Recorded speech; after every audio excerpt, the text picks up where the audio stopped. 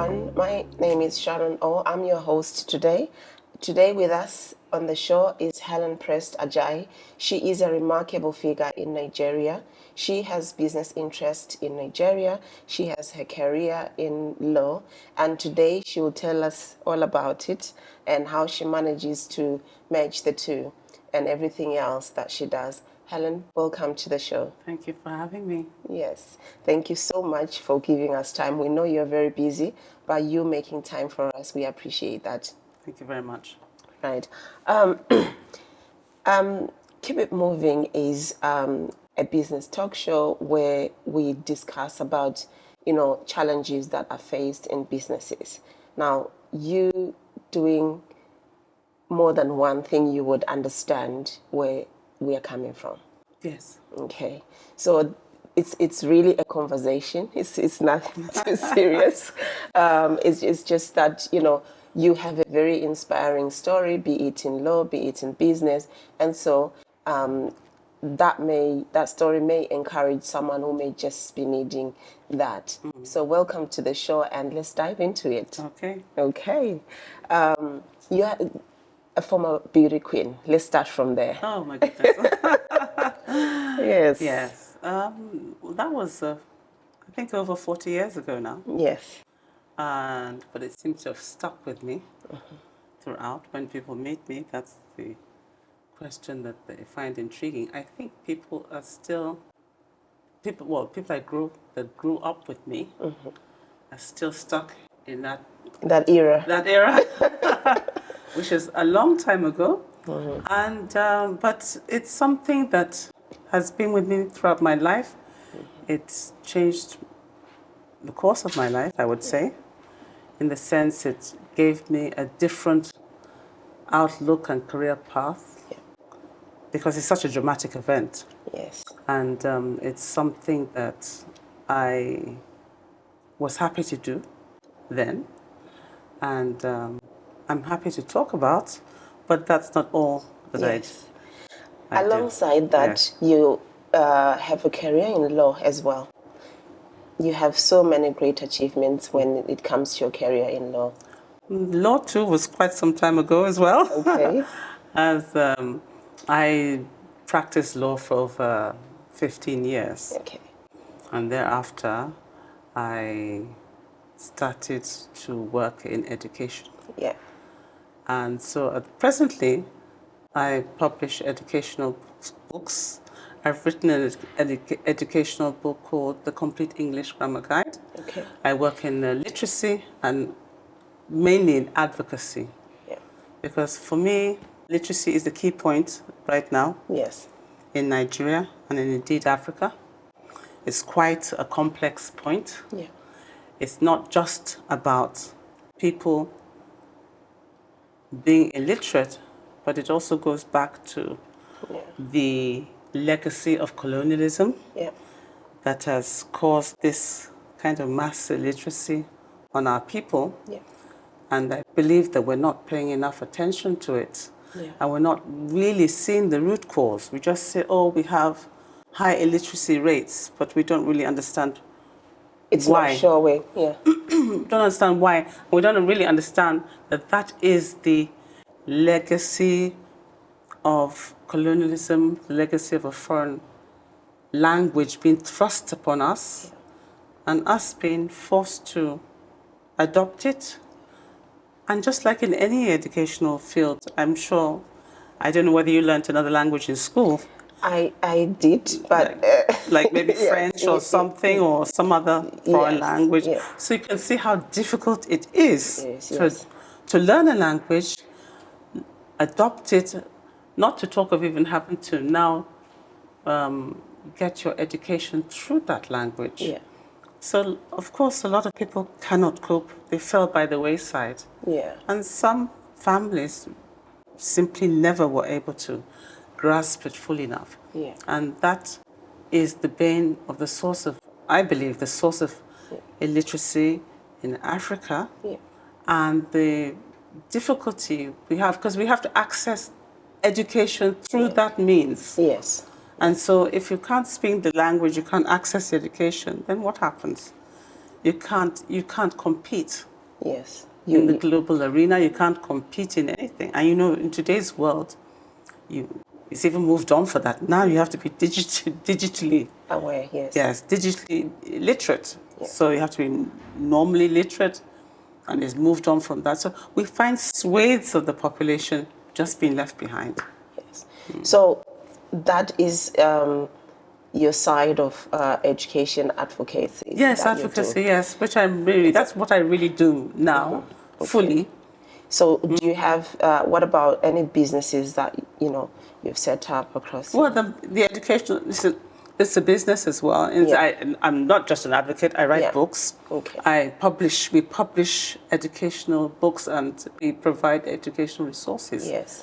And that's what I do now, stemming from my interest and passion. Yes. From what I saw as a need. And then the passion developed from there to want to, raise awareness of how that role is important in the society. It's really, it's a huge, I think it's a huge thing that has not been properly addressed. We're really sweeping it under the carpet, and it's a big time bomb.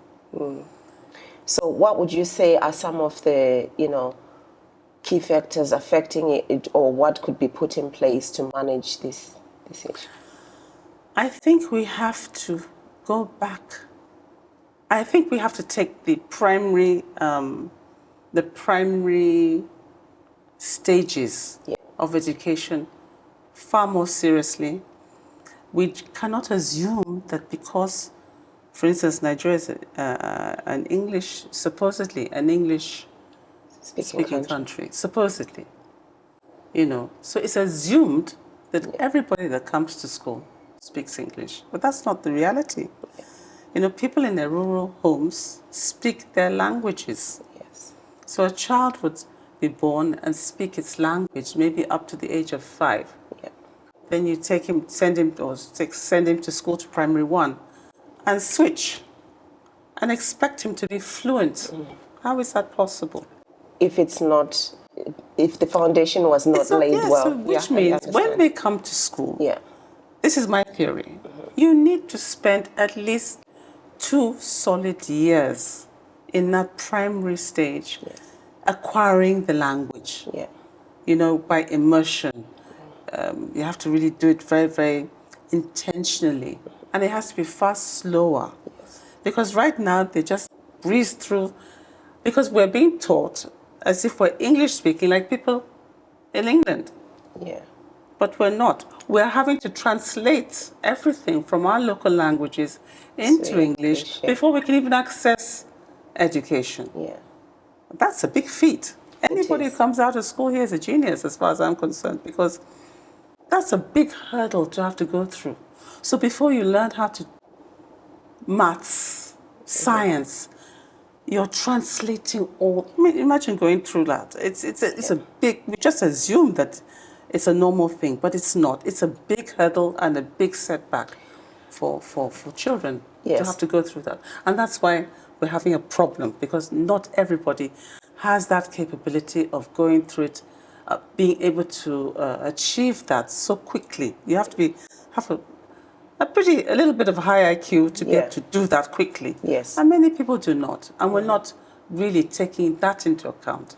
So they're left behind. And also, I agree with you, because it is in those early stages that you identify, even if that child can actually grasp what you're trying to lay. Yes. So if that is not even there and the child is expected to just carry on, yes. then they will definitely struggle. So I see some systems are such that, in some other countries are such that, in Europe, let me say, are such that a child as early as maybe 4, if they have like speech or language difficulties, or learning disabilities, or they can't grasp information a certain way, if it's identified early, resources are put in place for that child to have a better chance to understand things.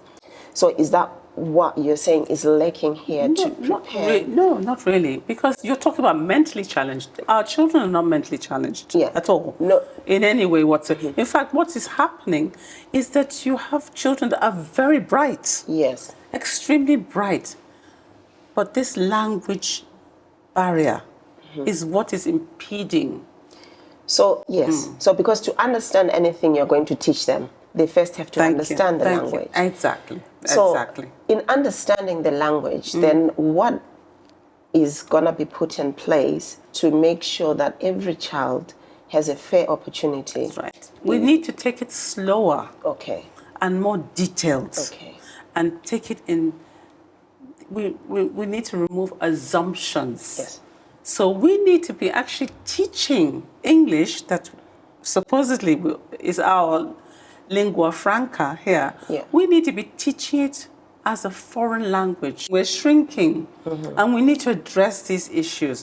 But it all starts from literacy. Yes. Because literacy unlocks learning. You cannot learn if you're not literate. Yeah.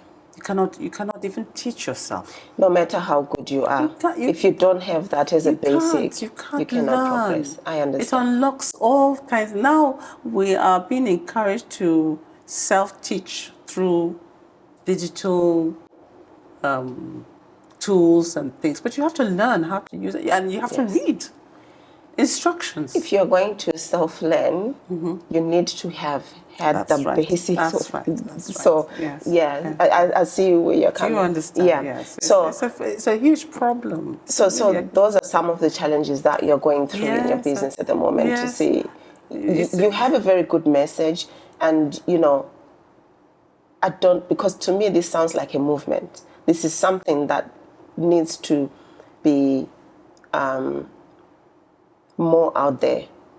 People already know, but sometimes do you think it's maybe I don't think they know. They don't really know the quantum of the problem. Because people think that, because I see it all the time, they think that education is about throwing resources at buildings and furniture and mainly infrastructure. But it's not. It's about teachers, investing in teachers to teach children. The very basic. Yes. So if we have the right structures in place, what would be those structures to make sure this happens? I mean, you are doing that, you're raising awareness, you're doing that already. But if this is going to be like something that, take for example, like you know, in England, let's say the UK, for example, it's not acceptable for a child to not be in school, whether the child actually understands anything or not. They will make it their duty to make sure they make that child understand the very basic, at least, even if that child is not academically talented, but the very basic they will at least understand. Yes. So that's the narrative we are trying to push here. And in terms of Africa or Nigeria, to be specific, what do you think is, you've said teachers are a good starting point, because obviously, we are taught, I was taught, you teach, everybody. You're only as good as a teacher who taught you. That's exactly what I'm trying to say. Yes. So do you think maybe having more awareness about this in terms of, the teachers themselves being the ones to join you to advocate for this? I think it's something that has to be, it's not just, we need a total reorientation. In the sense, I believe that we need to take education far more, we're just paying lip service to it. We need to take it far more seriously. And we need to put resources towards teachers at the primary levels. I think we need to put more resources into vocational institutions. I think we spend far too much money on universities. And forgetting about the basic. Yeah, we're basic people. We haven't reached that level. That's why you're churning out graduates who are unable to think.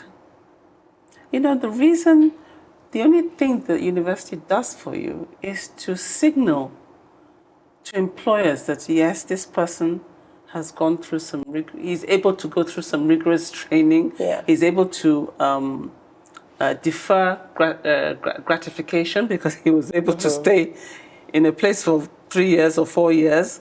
He's able to sit Yeah. for exams. It's not a mark of your intelligence Yeah. or your skills, but a mark of your ability to be serious Yeah. and knuckle down and do something, which is what employers really want to know first and foremost. Yeah. So when you keep churning out, it's not a mark of your skills. So if you interview 100 people, most people are not even doing what they studied Yeah. at all. Yeah. So I think we need to focus more attention on primaries 1 to 6 so that people can have the skills for life, Yeah. to conduct life with. Yeah. You know, by the time you get to 16, you should be good enough to be able to know how to, you should know the basics about health, about science, you know, about sociology. You know, these are the basics that you use to conduct your life, because when you marry, you should know how to look after your children. You can know the value of a family unit. These are things you're actually, everything you're taught in primary, you're supposed to have been taught in primary school. Yes. So if you're able to do that well, then even if you don't get to go to university. Exactly. But you know, as you know, in the UK, university is not a thing. Yeah. It's a thing for privileged people. Yeah. But here we've made it like it's like you're not educated unless you go. Yeah. You know, which is unnecessary. A lot of money is spent on it. The wrong message is sent to children going, thinking that is the El Dorado, and it's not. And pressure. And too much pressure. And it's not necessary. Yeah. Have more vocational schools so that people can learn practical skills that are useful in life. Yeah. You know. So what we do, coming back to what I do in my business, Educatrix Limited, we try to engage schools in this primary level and that literacy aspect and the literacy resources. We supply resources for primary schools, right, even up to secondary schools. We have books that on literacy itself, on literacy and English language, how to learn it in a manner and a way that is practical, that is used for your daily living, and also used for your school to pass exams. Yes. You know, we teach children what is necessary to know to pass exams. What they need to pass exams, to move forward. Yeah. Because it's one thing to know how to read or essay, but it's nothing to know how to write an essay, which is a skill. Yes, indeed it is. It's a skill that you need not just in school. Yeah. When you go out, you have to write reports. When you're working, you have to even summarize meetings. There's so many times I've been in places they've asked to summarize a meeting. They don't know what. These are all skills you should have learned in school. Yeah. But it's not being addressed. Because the basic understanding of how to do that is not there. And also because our educational system is not, does not cater to, it does not cater to what you need in life. We learn so many spurious things.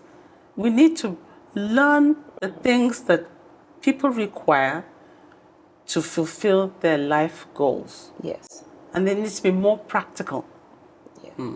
Now, coming back to your business, do you find that, so most of your clientele, would you say it's private individuals or schools? They're schools. They're schools. They're schools. We deal with schools. We deal with government. We deal with schools. Yeah. And we distribute the books to schools. We get corporate bodies to sponsor books to rural schools. Okay. or to underprivileged, Children, underserved schools, yeah. so that they too will have an opportunity to access Oh, that's those great. things. Yes. Yeah. So that's part of the advocacy we do. Part of the social corporate responsibility we do Yeah. is to just get it out into the rural schools that are underserved and maybe overlooked. Yeah, that's really great. That's what we do. Yeah, Yes, that's yes, really yes. nice. And in terms of challenges, you've explained very well what is going on, and I think I have a picture. But now coming to you as the CEO of the company. I'm actually the chairman. The My chairman, daughter's yes. CEO. Okay. So coming to you as the chairman, what would you say? Let's look at a specific challenge, one specific challenge or event that you faced within the business, and how you overcame it, because that's what we're trying as Keep It Moving to look at. While we know as an organization you have challenges, with any organization there are challenges, but oftentimes people forget that these organizations are led by directors, chairman, CEO, whatever title they choose to be called. They are the ones to sit down in the boardroom, strategize, come up with all these things to, make the businesses work. Of course. Right. So while on that, do you perhaps recall, or can you reflect on Many challenges. Yeah. Nigeria is a big challenge to live in. It's a challenge. Waking up is a challenge. It was easy to do business here. No, it's a huge challenge. Everybody knows that. Yeah. Where do I start from? Entertaining an idea here is you need to have you really need to be sure of yourself, even when there's no proof of evidence that you should be sure of yourself. You really need to want to have to do what you're doing, because it's very challenging. We have infrastructure challenges. We have material challenges. Are you reflecting from when you were starting? Of course. And when we have policy changes, challenges, every day is a challenge. Yeah. So I think the word challenge is not what I would talk about. Living in Nigeria is a challenge. So if you're not ready for that challenge, you certainly can't do anything. You can't express your ideas. Yeah. You can't express your talents. Yeah. Because you would quickly give up. Let's put it that way. Okay. So one of the things you have to know is that you cannot give up. Build some resilience. Yes, you cannot give up. You have to take every challenge as it comes. You talk about challenges in business. Sometimes you go to schools that are obviously in need, and you find that the principals or the administrators there, for their own personal reasons, do not want your assistance, even when it's free, which is which is odd. Yeah. But that's a challenge that you have here. So have you ever faced such a challenge? If we're looking at, if we're narrowing down to one specific one, have you ever come across? I faced the challenge in the sense that people think it's when you come, because I'm talking about the very basic level of literacy. Yeah. So when you go to schools, when you speak to people, because it's so basic, they disbelieve that there's a necessity for it. But when you're able to convince them to show, let's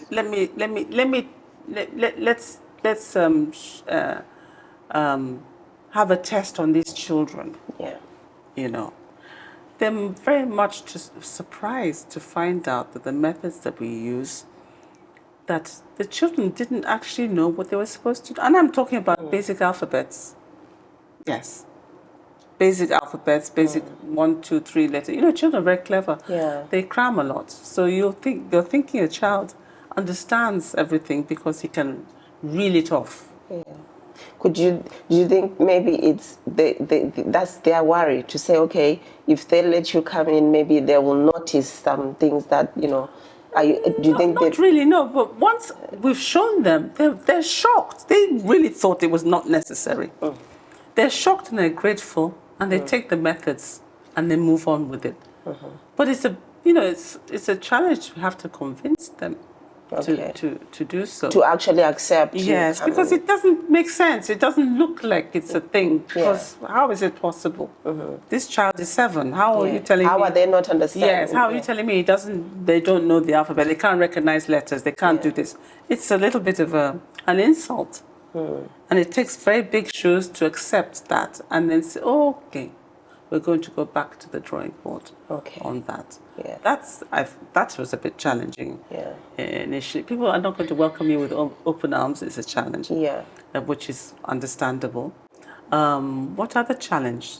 The normal challenges people have in business, really, which you really can't complain about because everybody's facing it, really. Apart from one common one, I think, from doing all these shows that I come to realize that business people have one specific challenge that they all went through.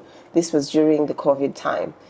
If you had business around that time, because it was all new to everyone, even in your case maybe as well, because we don't have a physical store. I think it was very difficult for people who had actual physical. Yes, because their customers are used to coming. We don't do that. We are virtual. We have online resources. And we go to the. We're invited by the schools. We go to whoever needs us, but we're always selling books online. So it wasn't too much of a challenge for us. Whereas for others, like as you're saying, it must have been terrible. It was devastating. I'm sure it was. I mean, even to schools that you work with, did you not face challenges in the sense that maybe schools were closed or something like that? Yes, but. Actually, it worked in your favor because you were online. That's right. And so, That's right. And also, we're a book publishing company. We all books sell all the time. That part of our business is the advocacy part, that we're reaching out because we want to make a difference. It's not the main focus of the main focus of the business is the book publishing and the sales of books. So that's the primary. That's what we do primarily, and we have online resources for students, for young people. So everything. I'm a digital girl. I think that digital age is really needed for every business. For women especially. It's a leveler for women.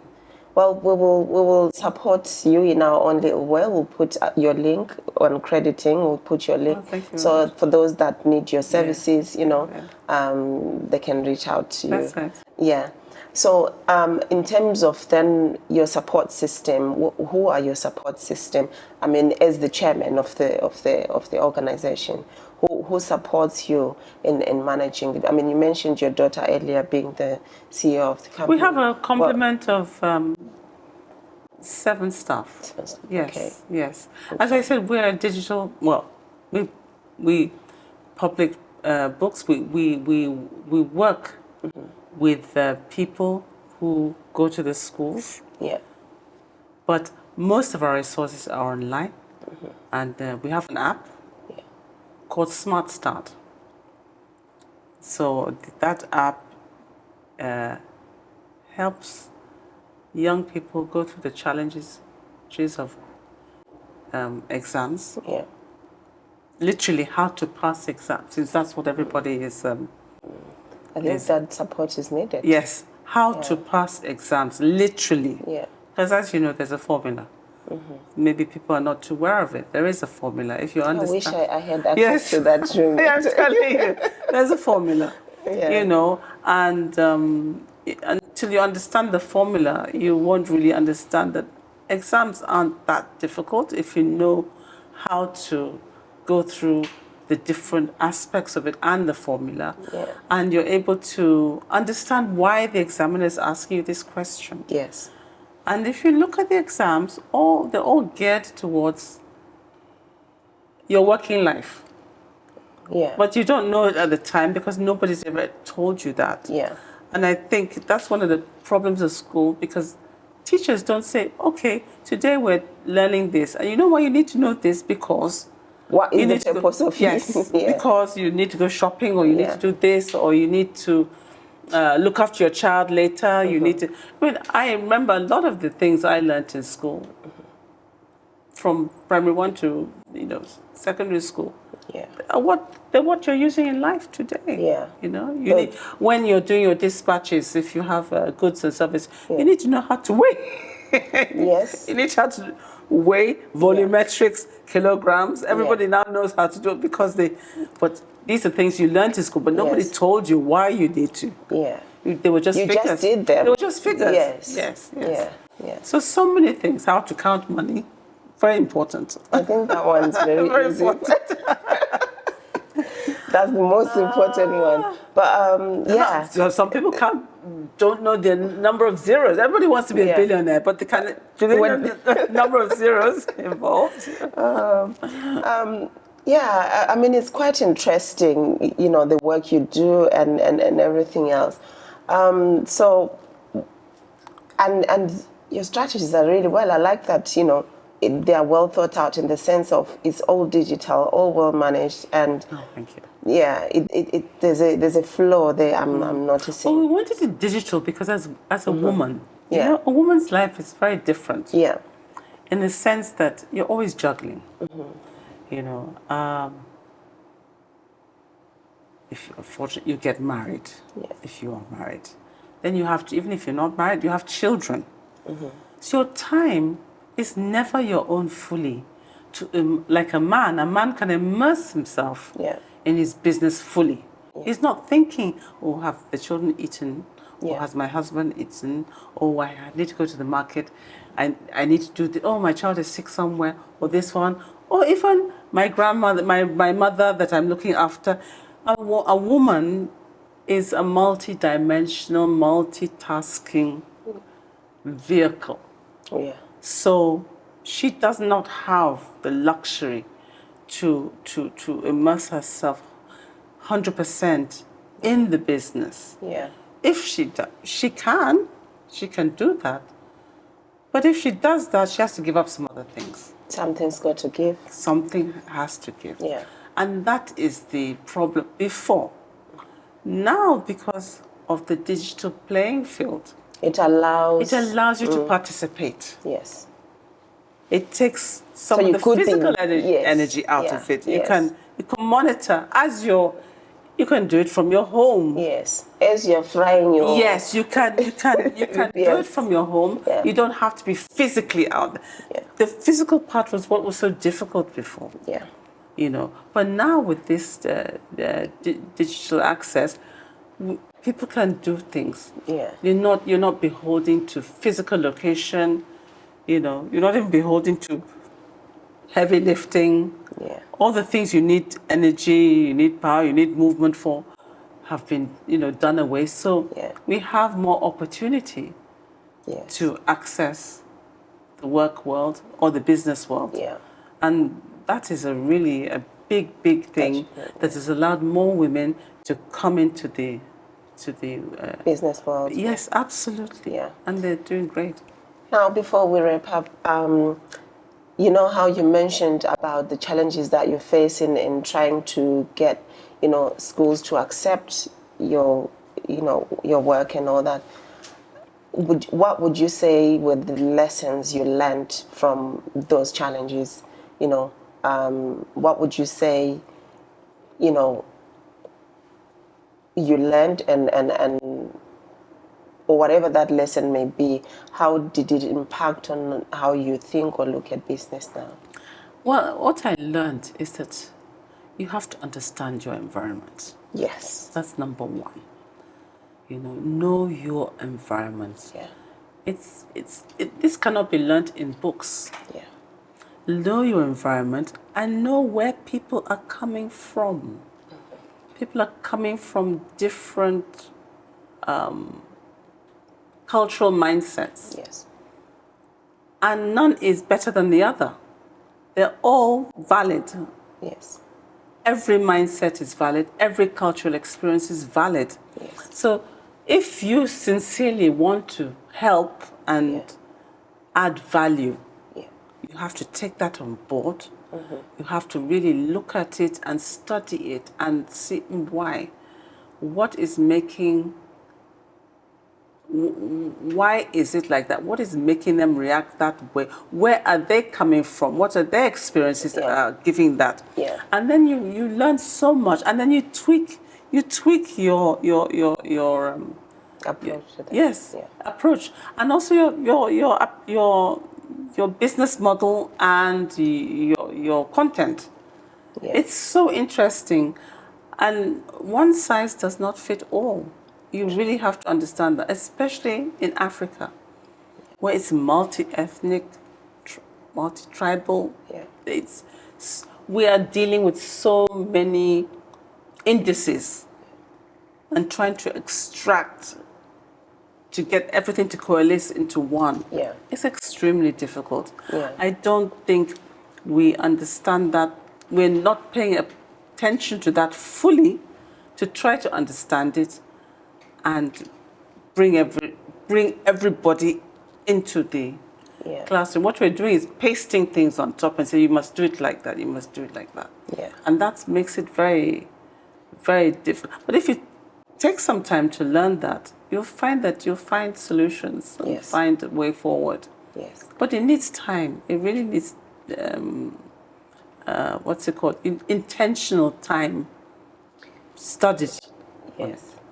What would you say to someone doing the exact business as you, or someone in business in general? What would you say to them to encourage them based on the experiences that you went through? People doing, first of all, I commend anybody doing business. That's number one. Yeah. If you've done well to even think, have the idea, and then to try to execute the idea. Yeah. I mean, it's commendable. Yeah. Because it's extremely challenging. Yeah. In this environment, in Africa, is challenging because we have so many things. People keep saying export, export. Oh, do business is an export. Yeah. People don't know the barriers that are placed before people can export. The pseudo quality controls, the tariffs, all those kind of things. Even to do business into Africa is extremely difficult. Yes.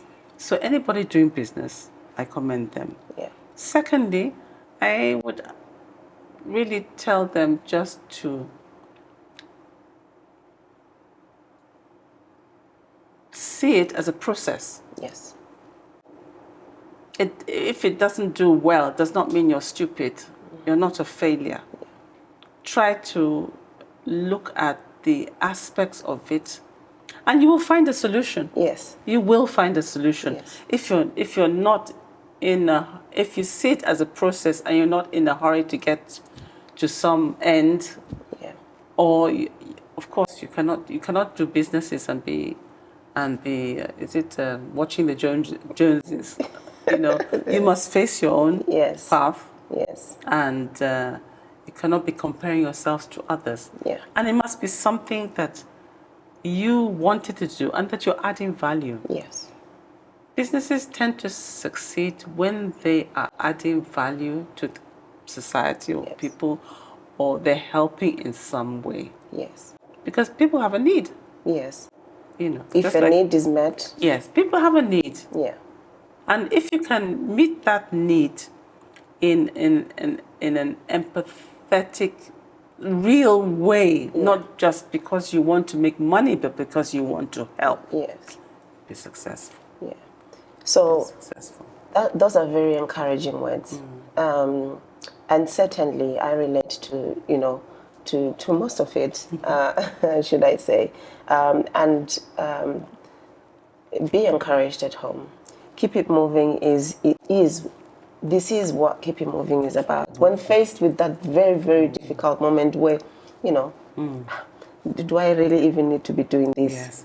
Or do I just wrap everything up? Yes. And, you know, as we've witnessed, you didn't give up. You went on. You know, you've mastered your business, and you are where you are today because you did not give up. Yes. You know, so be encouraged at home. I've been encouraged today. Certainly, every guest we meet, you know, they are here to inspire us, and your story is one very inspirational one. And we do hope, you know, children do get that access they need to learn the vital skills they need in the very beginning or in the early ages of their life. Yes. So we need to understand that, you know, that is a very important thing for any child to have, and that better prepares them in life. Absolutely. So thank you so much for coming. Thank you. It's been a wonderful pleasure to have you, and thank you for sharing your story. Thank you so much, everyone, for watching tonight's episode. I'm your host, Sharon O. Today has been wonderful with our guest, Helen Prest-Ajayi. She's been very inspirational throughout her journey. Today you heard about her journey, and we hope that you pick something from there. You tap into your own inner strength and keep it moving. Thank you so much. Good night.